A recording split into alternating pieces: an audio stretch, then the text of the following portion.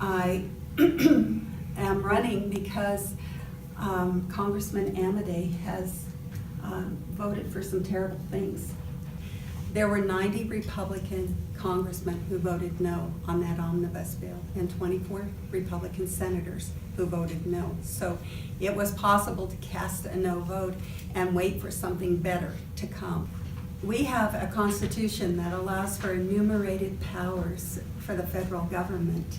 And there are many agencies that are being funded right now that are unconstitutional. They should be at the local, state level.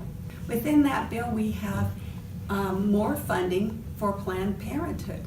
And you can say you're pro-life, but if you're funding the largest provider of abortions, how does that make you pro-life? You can't ride both sides of the fence. And in fact, when we talk about corruption in Washington, D.C., what we're really talking about is, do you say one thing to your constituency and do you do another thing when you're there, hoping that they won't check out the record and find out that you have been complicit with your votes. Want to talk about Planned Parenthood funding? Nationwide, there are some issues that Sharron's spot on. Guess what? I don't know if any of you go to the Planned Parenthood clinic here, and God knows I'm not their defender. The clinic here provides wellness care for women, for about 2,500 women in the Truckee Meadows.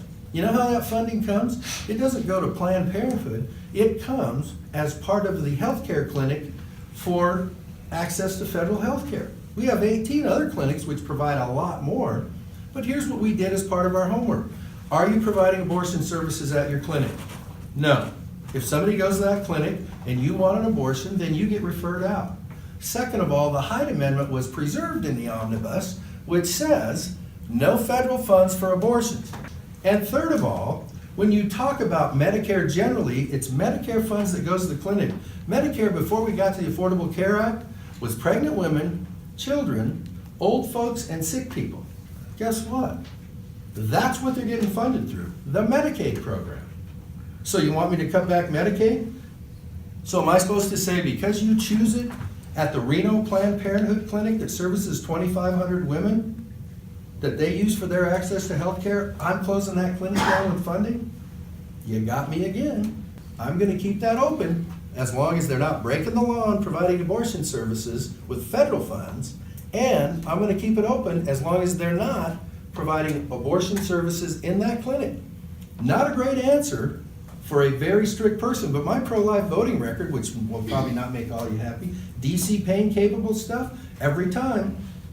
So, and I didn't do it because I'm the paragon of anything. I did it because it's like when you hear testimony that's uncontradicted in committee, which is where you're supposed to get some of your facts, and they say basically at this amount of time, those fetuses can feel pain. I gotta tell you, just as a regular guy, not a doctor, not a whatever, it's like, that leaves you with a bad feeling.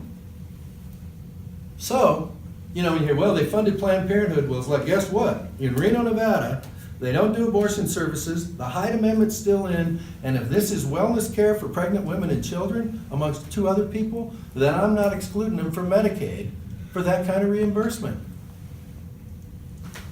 Thank you, and good evening.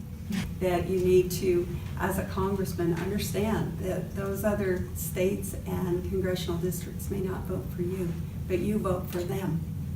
You vote for every American.